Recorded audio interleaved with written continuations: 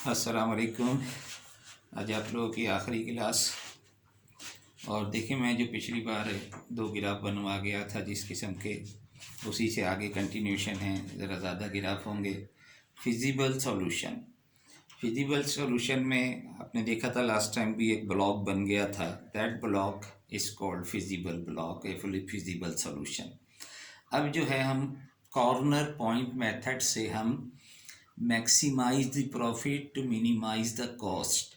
तो एक एक सवाल हम मैक्सिमम का भी कर लेंगे और एक सवाल मिनिमम का भी कर लेंगे। और इंशाल्लाह अगर 11 तारीख से यूनिवर्सिटी ऑन हो जाती है तो फिर आप लोग आएँ और मुझसे जो भी मिलना चाहें, तो अगर क्लास में कहोगे तो फिर क्लास में हम आ जाएंगे, एक दिन डिस्कस कर लें क्लास में।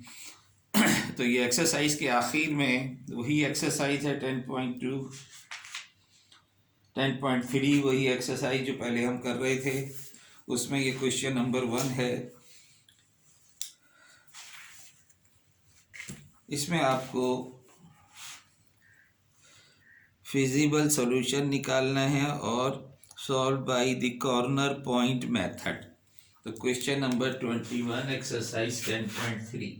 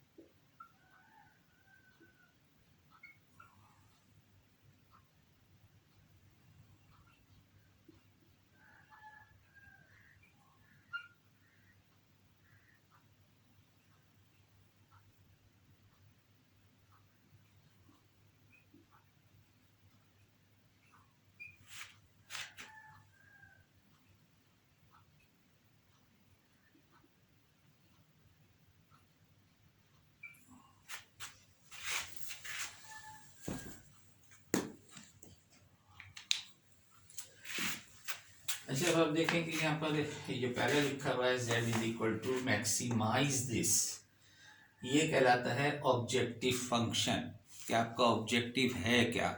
तो जाहिर है कि मैक्सिमाइज करना ऑब्जेक्टिव है आपका। उसका ये फंक्शन दिया हुआ है, तो x1 और x2 की वो वैल्यूज़ जो इसे मैक्सिमम दे, वो आपका असल काम है कि वो वैल्यू कौन सी होगी जो maximum value of z they. x1 x2 की वो कौन सी वैल्यूज़ हैं जो हमें मैक्सिमम z की वैल्यू दे। तो अब जाहिर यहाँ पर कुछ कम ही है इक्वेशन, अभी ज़्यादा भी हो सकती हैं। तो उसी तरह से जिस तरह हमने लास्ट टाइम किया था, एक एक इक्वेशन, तो आप इन्हें नंबर दे दें। लेट अस कॉल इक्वेशन 1, तो ऑब्जेक्टिव फंक्शन को हमने दे दी और ये कंडीशन है जो आपको फुलफिल करनी है। अब आप देखें जो आखिर में है, जाहिर है जो भी आपके पास आइटम्स हैं, चाहे उसकी प्रोडक्शन आप कर रहे हैं, तो या तो वो प्रोडक्शन होगी या नहीं होगी। तो नेगेटिव होने का फिर ये वेरिएबल का कोई सवाल नहीं होता। तो इसलिए हमेशा जो वेरिएबल्स होंगे वो वेरिएबल्स हमेशा ग्रेटर देन और इक्वल टू ज़ीरो होंगे। ज़ीरो तो हो सकता है कि कोई प्रोडक्शन आपने की ही ना हो, लेकिन नेगेटिव प्रोडक्शन नहीं हो सकती। तो इसका मतलब है कि अब आप जो ग्राफ बनाएंगे वो सिर्फ पॉजिटिव का जो पोर्शन है उसी को रखें, नीचे वाले बाकी तीनों क्वाड्रेंट आपको रखने की ज़रूरत ही नहीं है। तो सिर्फ आप एक क्वाड्रेंट ड्रॉ कर लें जो पॉजिटिव वाला है। तो ये आपके पास 0 0 है और ये पॉजिटिव डायरेक्शन। तो नीचे के आपको बनाने की ही ज़रूरत नहीं है। अब आपके पास इक्वेशन नंबर 2 ले लो पहले। तो इसको इक्वेशन 2 को इक्वेशन फॉर्म में लिख दो, इस इनइक्वालिटी को। तो let me right this, number 5 and 2x1 plus x2 is equal to 32। अब आप 5 को ड्रॉ करेंगे, तो 5 कंसीडर कर लो इक्वेशन 5, पुट कर दो x इज इक्वल टू 0, तो जब आप x2 is equal to 0, x2 को 0 पुट करोगे तो x1 20 आ जाएगा। तो x1 को आप x एक्सिस पे ले लेना, दिस इज x1, यहाँ x1 लिख लो, यहाँ x2 लिख लो। तो x तो पॉइंट आपके पास है 20 एंड 0, और जब आप x1 को पुट करोगे 0 तो आपके पास x2 आ जाएगा 20। तो ये पॉइंट आ गया आपके पास 0 एंड 20। तो इन दोनों पॉइंट को आपके पास चूंकि वैल्यूज बड़ी हैं, लिहाजा बेहतर है कि एक ब्लॉक जो है वो 4 का ले लो, 5 का नहीं लेना, क्योंकि बीच में 32 भी आ रहा है, तो हो सकता है कि 4 से का मल्टीपल आ जाए।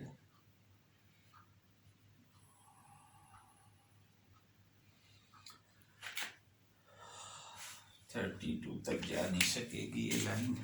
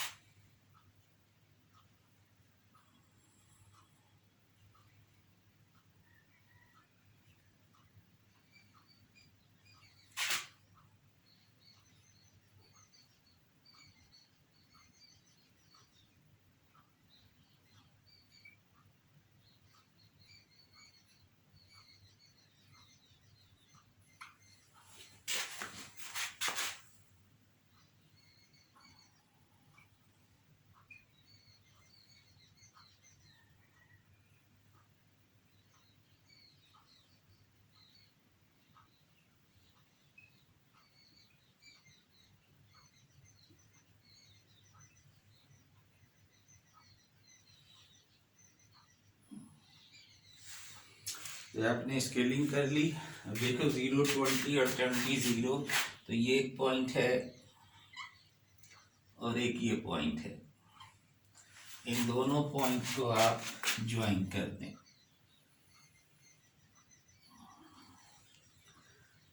थोड़ा सा बेशक बाहर निकाल दें इसे। अच्छा, अब हमें चेक ये करना है कि कौन सा रीजन हमें चाहिए। इसके लिए हमें कौन सा रीजन चाहिए, तो आप देखें कि 0 0 जब आप इस इक्वेशन में पुट करो, अगर 2 में 0 0 पुट करोगे तो 0 इज लेस देन और इक्वल टू 20। तो इसका मतलब है कि 0 0 जो ये पॉइंट है आपके पास, ये सेटिस्फाई कर रहा है। ये सेटिस्फाई कर रहा है का मतलब ये है कि आपने इस पे लाइन ड्रॉ कर दें, ये लाइन ड्रॉ कर दें, तो ये वाला पोर्शन आपको चाहिए।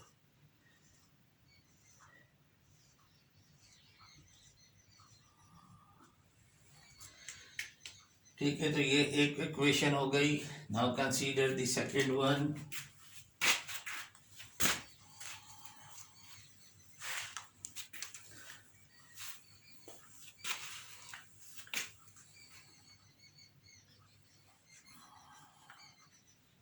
इक्वेशन 6 में आप x2 को 0 पुट करो,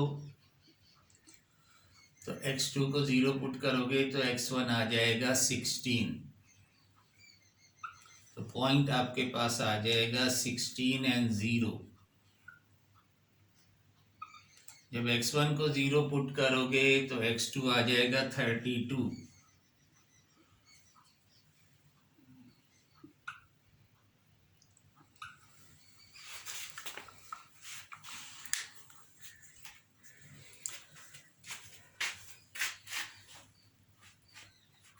आप देखें कि एक पॉइंट है 16, x1 is 16 and x2 is 0, तो ये पॉइंट है।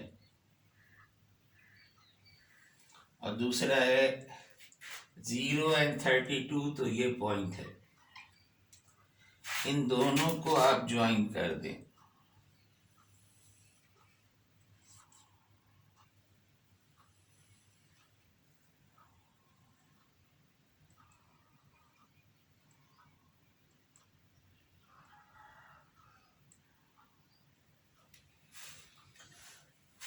अब ये एक इंटरसेक्शन पॉइंट आया है। अभी हम मजीद देखते हैं कि अब आप ये देखिए कि 0 0 इसमें पुट करके देखोगे तो आप 0 0 पुट करोगे तो अगेन 0 आएगा, 0 < 32। तो फिर इसके नीचे वाला पोर्शन, अब इसके नीचे वाला पोर्शन जो है वो ये है, 0 0 यहाँ है।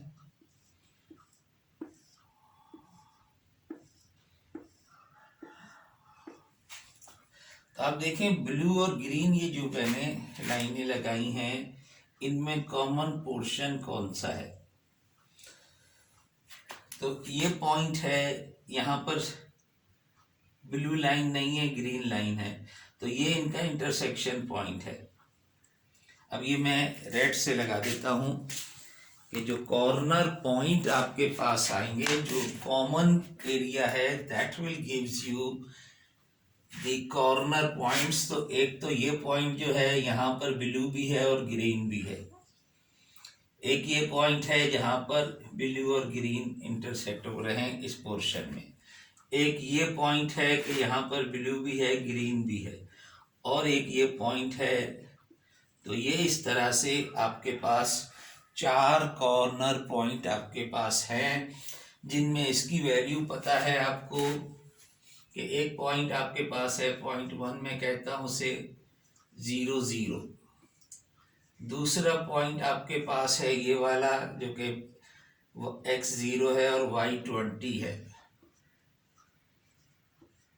तीसरा पॉइंट जो आपको मालूम हो सकता है डायरेक्ट वो ये है कि x16 है और y0 है। अब ये एक ऐसा पॉइंट है जो अगर आपका ग्राफ बिल्कुल सही बना हुआ होगा अगर, तो ये आपको वैसे नजर आ जाएगा ग्राफ पेपर पर। लेकिन आम तो अगर लोग आप ग्राफ पेपर नहीं लेकर आओगे एग्जाम में तो फिर कॉपी पे बनाओगे तो फिर एग्जैक्ट नहीं निकाल सकोगे। तो फिर आप ऐसा करेंगे कि इन दोनों को आपस में सॉल्व करके, एल्जेब्रिकली सॉल्व करके, जैसे फर्स्ट सेमेस्टर में करते थे, तो x1 x2 की वैल्यू निकाल सकते हो। तो देखें अगर हम इसे सही समझ रहे हैं कि सही लाइनें लगी हुई हैं, तो ये तो तकरीबन 10 ही दे रहा है, क्योंकि लाइन तो ये सही नहीं है बिल्कुल। और ये जो है पॉइंट इस तरफ से देखोगे तो ये 12 तकरीबन 10 एंड 12 वैसे देखते हैं कैलकुलेट करके। तो आप कैलकुलेट करेंगे इस वैल्यू को, इन दोनों को आपस में सॉल्व कर लो। तो सॉल्व करने के लिए सब्ट्रैक्ट कर दोगे तो ये -x1 बचेगा, ये कैंसिल हो जाएगा और ये यहाँ -12, तो आपके पास x1 की वैल्यू 12 आ गई। तो जब x1 की वैल्यू 12 इसमें पुट कर दोगे तो x2 की वैल्यू आपके पास 8 आ जाएगी। तो इस हिसाब से ये जो पॉइंट है x1 is 12 और x2 is 8, तो ये पॉइंट आपके पास आया। तो चौथा पॉइंट आपके पास 12 एंड 8 ये आ गया है। अब इन चारों पे को जो है पॉइंट को आपने क्या करना है कि 4 पॉइंट तो आ गए आपके पास, कॉर्नर पॉइंट आ गए। अब इन कॉर्नर पॉइंट्स को z में रख के एक एक को रख के देखो कि z क्या आता है आपके पास।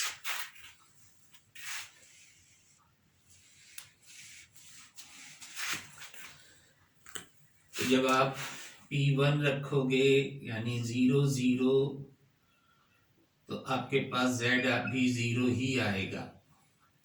जब P2 रखोगे 0 20, तो x1 को 0 रखो, x2 को 20 रखो, तो ये आपके पास 160 आ गया। P3 आपके पास है 16 एंड 0, x1 को 16 रखो, x2 आपके पास 0 है तो ये 64 आ गया। P4 आपके पास है 12 एंड 8, x1 की जगह पे 12, x2 की जगह पर 8,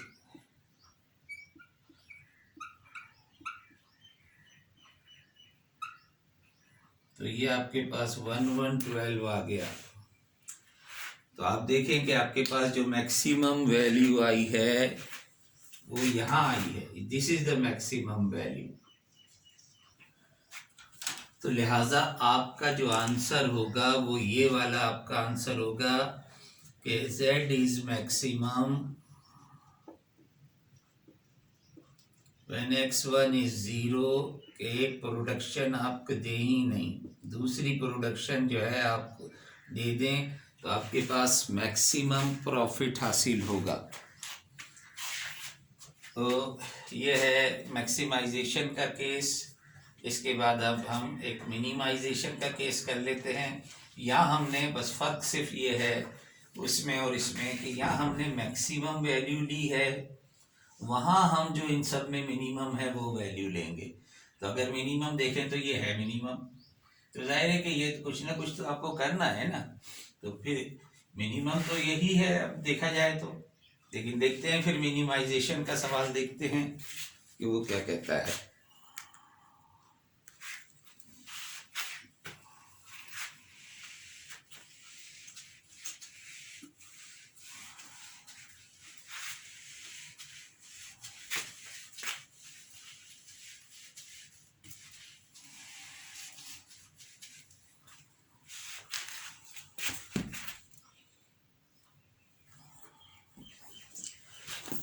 तो एक ही तरफ बड़ा सवाल है, क्वेश्चन नंबर 26, ये ले रहा हूँ।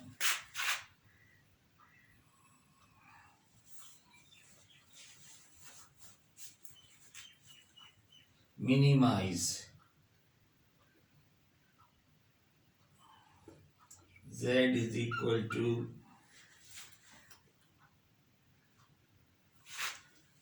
2x1 plus 5x2 subject to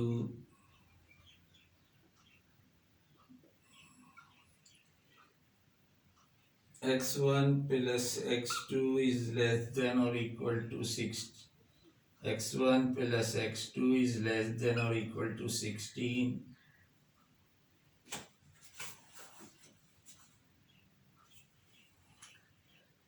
x1 is less than or equal to 12, x1 is greater than or equal to 8, x2 is less than or equal to 10, x2 is greater than or equal to 4, and x1 x2 both are greater than or equal to 0.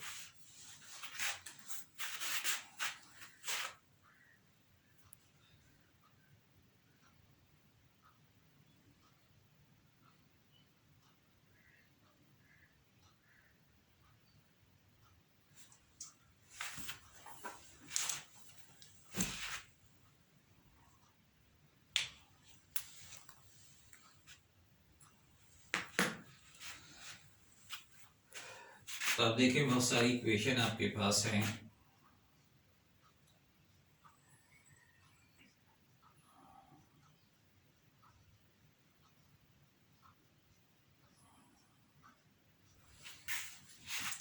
तो पहले तो इनकी equation की form बना लो। तो 2 जो है वो तो आपके पास आ जाएगी x1 plus x2 is equal to 16। बस इसी को बना लो, बाकी को रह छोड़ो, क्योंकि बाकी में तो दूसरे वेरिएबल है ही नहीं। तो यहीं पुट कर लो, पुट x1 0 तो x2 16 आ जाएगा, तो पॉइंट आ जाएगा 0 and 16। Now put x2 is 0 तो x1 16 आ जाएगा, पॉइंट आ जाएगा 16 एंड 0। अच्छा, अब चूंकि वैल्यू बहुत ज़्यादा बड़ी नहीं है, लिहाजा आप चाहें तो स्केल को छोटा भी रख सकते हैं, चाहो तो 2 का रख लो। 2, 4, 6, 8, 12 एंड 16। 10, 8 के बाद 10, 10 के बाद 12, 14 एंड 16। इसी तरह से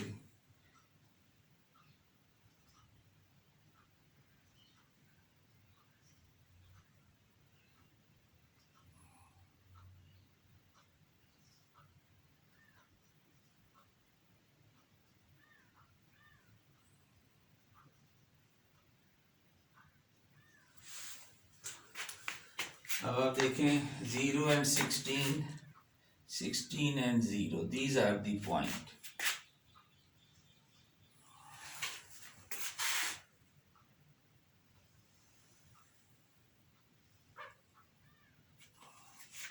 तो ये लाइन है, यानी कि इक्वेशन, इसे आप चाहो तो 7 नंबर दे दो, इस पे लिख दें आप ये कौन सी लाइन है, इक्वेशन 7 की लाइन है ये। अब आप देखें बाकी सिंगल सिंगल है। अब पहली बात तो ये कि रीजन कौन सा है, ऊपर वाला है कि नीचे वाला।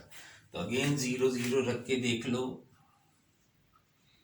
0 0 जब आप इसमें रखेंगे सेकंड में तो 0 आएगा, 0 इज लेस देन 16, तो इसका मतलब है कि इसके नीचे वाला पोर्शन चाहिए, तो ये पोर्शन आपके पास है।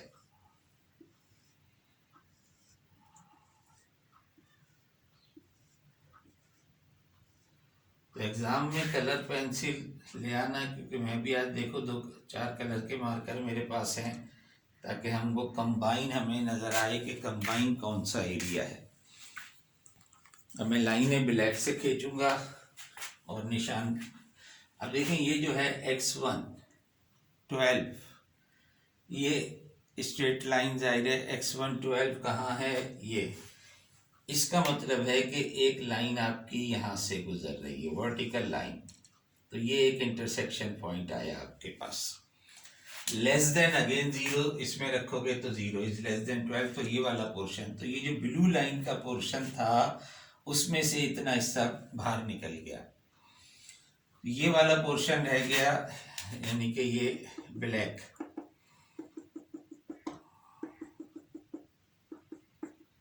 ये सारा पोर्शन। तो लाइन खींचने से जरा सा बेहतर है कि डॉटेड लाइन डालो तो अच्छी बात है।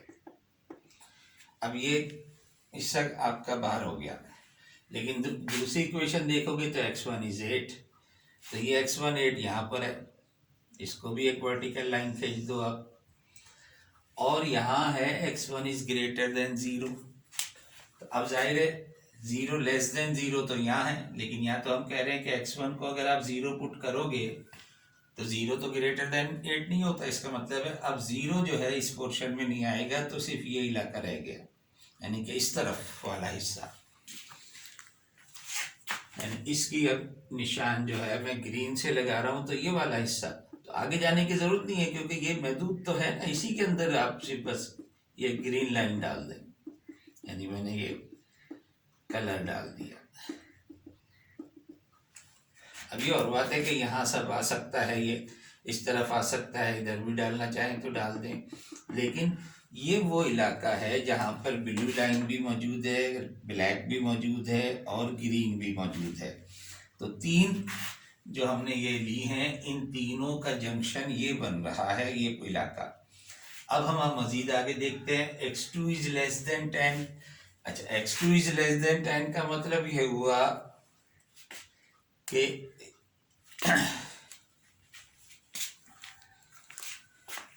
ये लाइन x2 इज 10 यहाँ है, तो इसे खींच दें आप, दिस इज x2। और लेस देन है तो इसका मतलब है 0 0 इसे सेटिस्फाई करेगा, 0 सेटिस्फाई करेगा, तो इससे नीचे वाला पोर्शन, तो इससे नीचे वाला पोर्शन तो पहले ही इसमें महदूद हो चुका है, ठीक है ना। तो यही यहाँ पर आप मजीद एक लाइन डाल देंगे जो कि आपके इसको सेटिस्फाई करेगा। तो वो ऑलरेडी हमारे पास ये महदूद, इससे ऊपर जाना नहीं, कि उससे ऊपर जाने की हमें ज़रूरत क्या है, क्योंकि तो ऑलरेडी इससे नीचे ही नीचे है जो पोर्शन है। लेकिन अब यहाँ एक और चीज़ दी गई है कि x2 इज ग्रेटर देन 4। तो x2 4 यहाँ है, ये है, ये तो इससे गुजर रहा है, लेकिन मुझे नहीं पता ग्राफ, जाहिर स्केलिंग करोगे तो हो सकता है इससे गुजर जाए। और यहाँ कहा जा रहा है कि 0 इज ग्रेटर देन 4, नो, तो इससे ऊपर का इलाका चाहिए। तो आपके पास जहाँ जहाँ भी ये इंटरसेक्शन आ रहा है, यानी अब जो 6 को जो सेटिस्फाई करेगा वो ये रेड लाइन। अब 6 में इससे ऊपर का इलाका, अब इससे ऊपर तो सिर्फ ये पोर्शन रह गया। तो ये वो जगह है जहाँ पर सारे आके इकट्ठे हो गए। अब ये इंटरसेक्ट जो कर रहा है, ज़रूरी नहीं है कि ये एक ही पॉइंट बने, हो सकता है 2 पॉइंट बन जाए। वो हम जब आपस में इंटरसेक्ट देखेंगे तो ये यहाँ इस हिसाब से जो ग्राफ, क्योंकि ये रफ ग्राफ है, मेरे पास कोई स्केलिंग तो है नहीं, स्केल से तो मैं बना नहीं रहा हूँ, इसलिए ये इंटरसेक्ट ऐसी जगह कर गया है। लेकिन हो सकता है कि आगे पीछे हो जब आप करेक्ट ग्राफ बनाओगे। तो ये पोर्शन ऐसा है जो फिजिबल आ रहा है, बाकी सब कट गया। तो ये एक एक इनइक्वलिटी जो है वो इनको काटती चली जाती है। अब ये जो पॉइंट है, ये पॉइंट ग्राफ पेपर अगर एग्जैक्टली होगा तो ये आपको वाज़े नज़र आएंगे। अदरवाइज आप एक एक को सॉल्व करके देख लो, जिस तरह पहले हमने 2 को की थी, तो फिर आपके पास पॉइंट एग्जैक्ट जब निकलेंगे।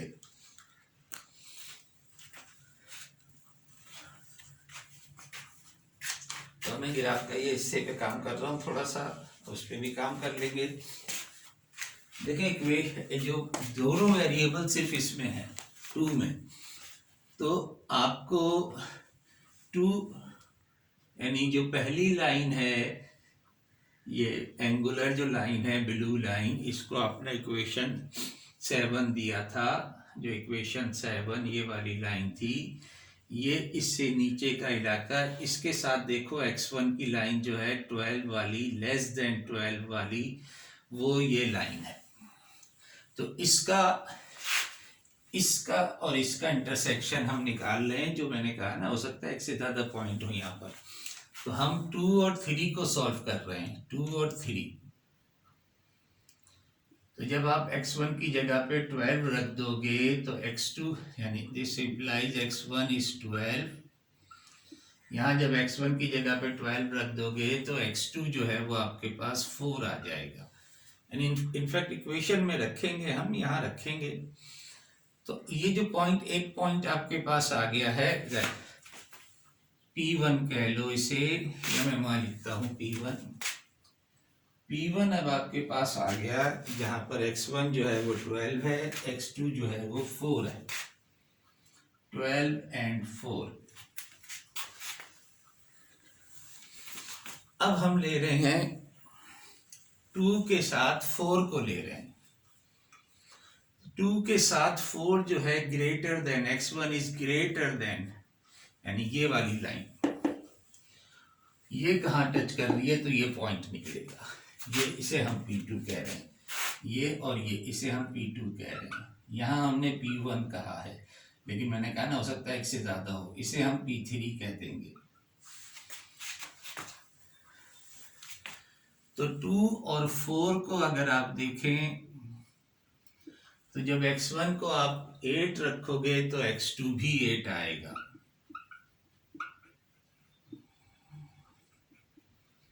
तो पॉइंट आपके पास, इसे हमने P2 कहा है, तो P2 इज 8 and 8।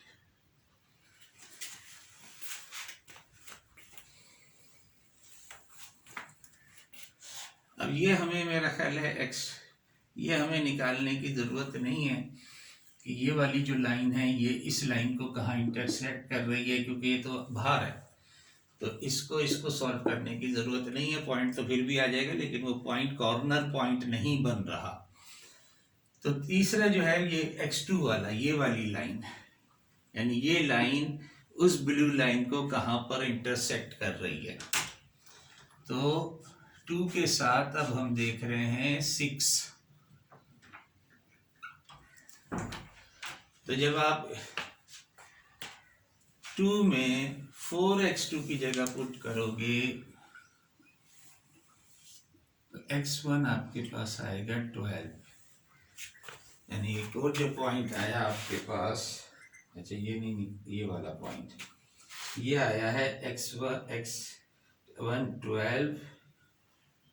अच्छा ये वाला पॉइंट निकला, x1 12 है और x2 4 है। तो ये पॉइंट जब आपने उन दोनों को निकाला तो देखो कुछ और निकला है ये। तो ये जो हमने इसे P1 अभी हमने P1 12 एंड 4, यहाँ भी 12 एंड 4 आया है। तो इसका मतलब है ये दोनों का इंटरसेक्शन जो बना है वो सही बना है। अरे